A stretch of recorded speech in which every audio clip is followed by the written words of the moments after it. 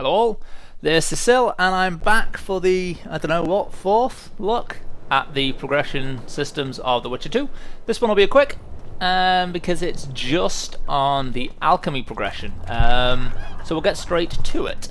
Alchemy is going to cover three things: the development of bombs, the development of potions and oils. Let's have a quick look at what these do. So if we go to bombs, actually I've got some equipped. Bombs, basically you throw them, they deal damage. Simple.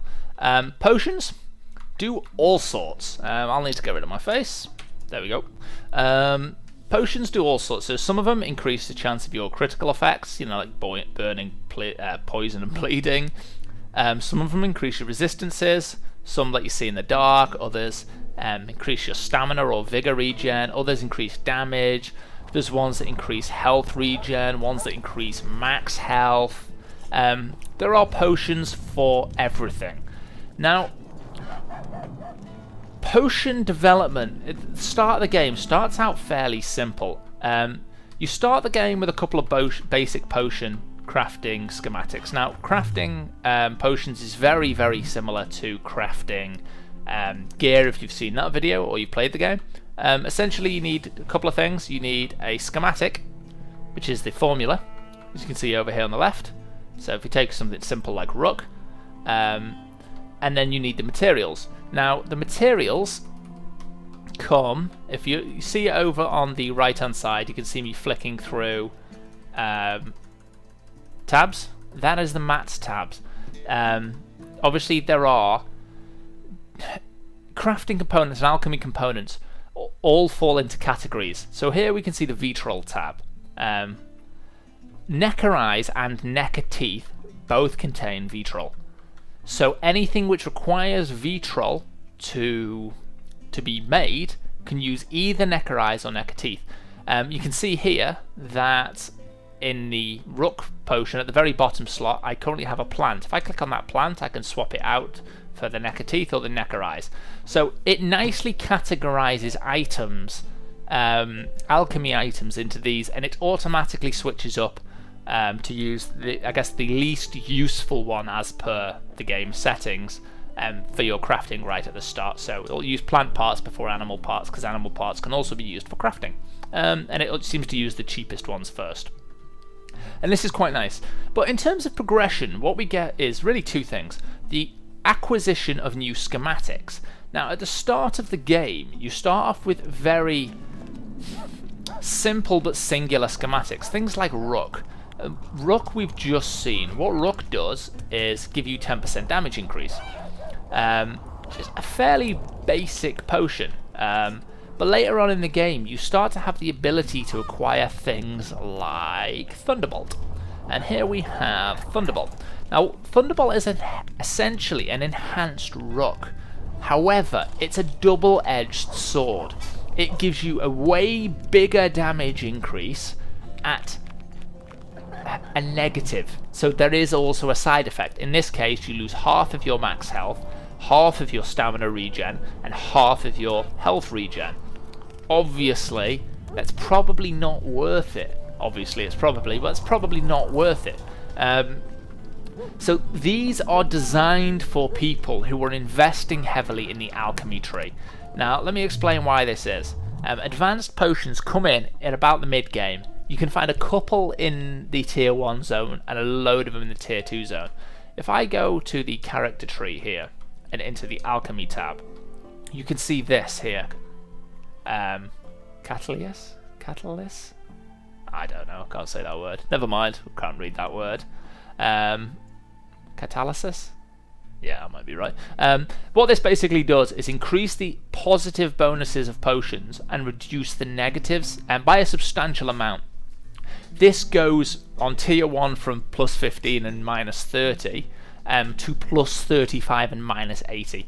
So for people that are investing in alchemy, it basically opens up a whole new range of potions for them. And it gives them some unique progression, because if you're focusing on swords and stuff, and spells even, it's all about your gear. This way, you can actually get some really great potions, and you can feel a bit of progression in terms of your gear that's way more in alignment with your actual skill tree. So I actually love the inclusion of the negative side effects and the fact that you can cut them out through the skill tree. So that is basically the same. It's the same for all the potions. The sad thing is, you don't need these to get through the game. They definitely help on the harder difficulties, but you don't need them.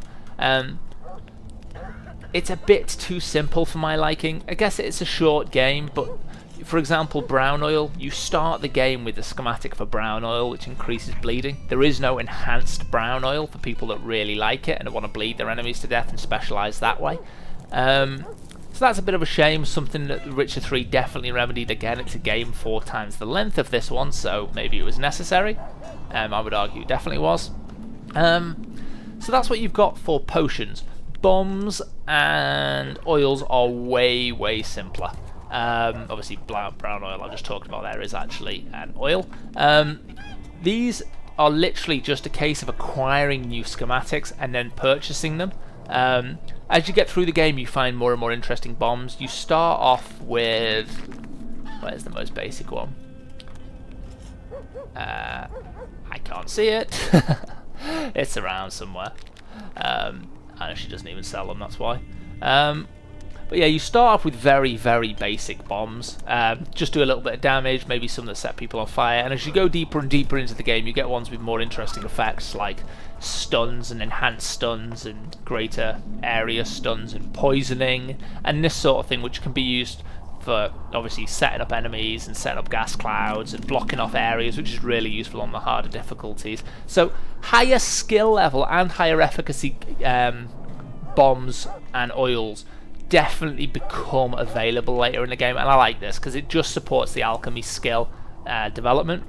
I would just like maybe to have seen it go a step further. What I did like about the way alchemy dev was handled was in this menu. If I get back in and go to alchemy, I mentioned earlier that everything's sorted into components.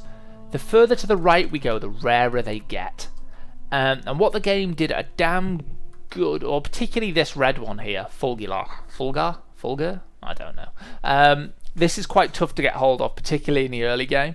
In the later game, if you know how to get it, it gets quite easy. But they essentially introduce more ingredients, and the higher end ingredients are of more use in the higher end potions. So you can easily craft more and more of the higher end potions, whereas maybe in the early game you wouldn't be able to anyway.